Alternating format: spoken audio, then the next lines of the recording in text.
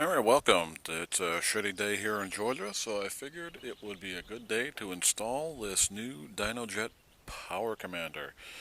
Um, I just had money to burn, so I figured I'd see what a Power Commander can actually do for me. I don't mind all the popping in my exhaust, but I guess it might give me a little bit more horsepower, so I'd like to kind of see what that's like, and I just like to see if it's worth it. So I bought this Power Commander, and I'm going to go through and install it. So first step I'm going to need to do is I'm going to need to pop off the seat, and we'll go from there. Okay, next step, now the seat's off, I'm going to need to take off this orange fairing here that's surrounding the gas tank. So I'm going to take that off. There's a couple of bolts. There's one right there, and then there's of course another one on the other side. Just going to pull those off. A lesson learned the hard way. When pulling this fairing off, there's right here, this little pin here slides into that little grommet there, and you have to slide it forward a little bit before you're able to pull it off. There's also Velcro here. As you can see, it's attached to the underside of the fairing, and on the other side of mine, that Velcro strip kind of came off there, so I'm obviously going to need to do something to fix that. So just use caution. So now we're going to take the gas tank off. In order to get the gas tank off, first we need to take off those two bolts up there, and then there's one bolt back here that you also need to get.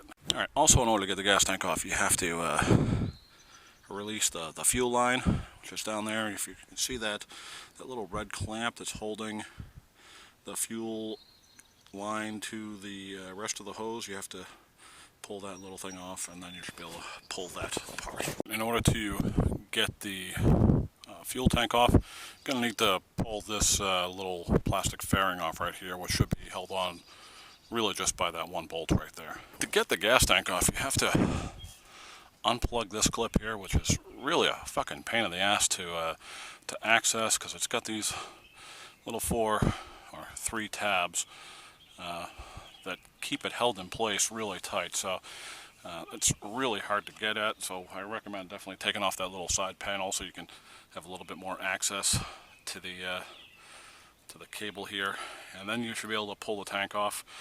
The tank's going to have these drainage hoses that run along down to the side and down to the bottom of the bike, and you can route those through and pull those out if you so desire, but I'm just going to leave the gas tank on this side of the bike so I don't have to worry about messing with that at all. Next, we're going to need to take this section right here off. So in order to get access to that, we're going to need to unplug this and this and this, and we'll unscrew this little bolt here, and that'll give us a little bit more access. So the next part was really kind of difficult, taking off this airbox. This is a lot harder than I thought it was going to be, and I'm not looking forward to actually putting this back on. But so what happens is there's a little 3mm hex nut that clamps the airbox down to those pistons right in there, and you have to get a long hex key. So you have to get a long hex key, something like this, something that's good 6 inches, that'll fit right through one of these side grommets, and you'll be able to then line that up and unscrew that bolt. You can just loosen it up like 5 or 6 turns, just so that the clamp is loose, and then you'll be able to pull this whole assembly out. Now there's also 2 different hoses.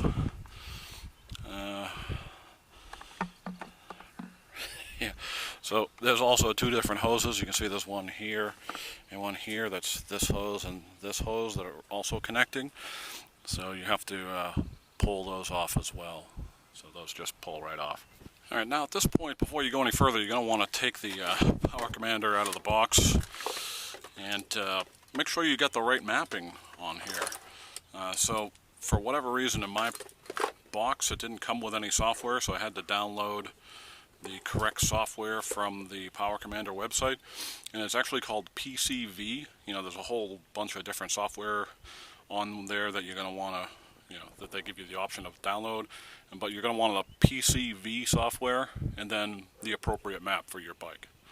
So for me, it's you know, the Two Brothers with a standard air filter. Next step, you're going to want to place the Power Commander where you're going to have it sitting on the bike. They give you Velcro straps so you can strap it in somewhere if you'd like. For me, I'm just going to have it secured by the straps for the toolkit, and I'm going to run it down along the left hand side here, and all my connectors will be up there.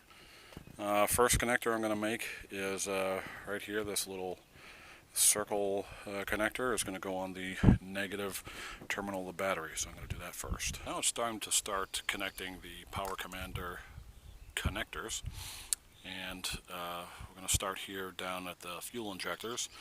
We've got one right here and right here, and those are going to be these connections here.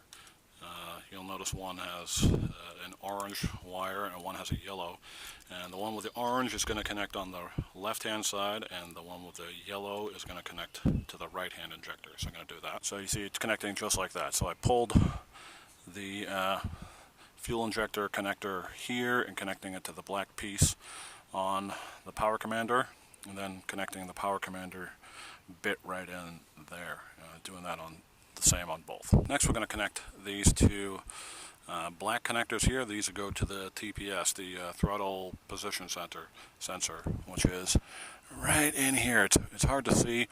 You see there's a black one here, but it's actually this gray one that's in there further. I don't know if you can see that or not, but it's the gray one underneath. So you got to pull that out and connect the black in there. Next we're going to connect this, which is the crank connector, and in order to plug that in we need to actually pull off this little piece of fairing here, and then you'll see this little black wire running up along the side where that fairing goes on, and this is the crank connector. So I'm going to go ahead and unplug this and plug that into that line. Alright, our final set of connectors are going to go into the coil sticks up here.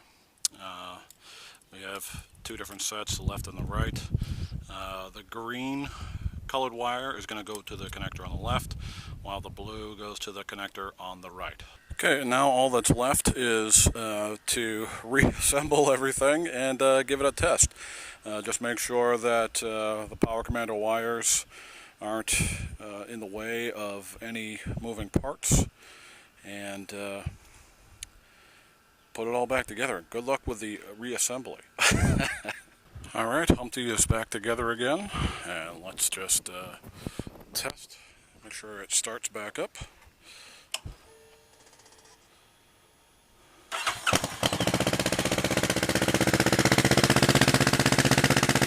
And it does. Alright, so it's back up and running. I'll have to go and take this for a little test drive and see how much difference Power Commander makes.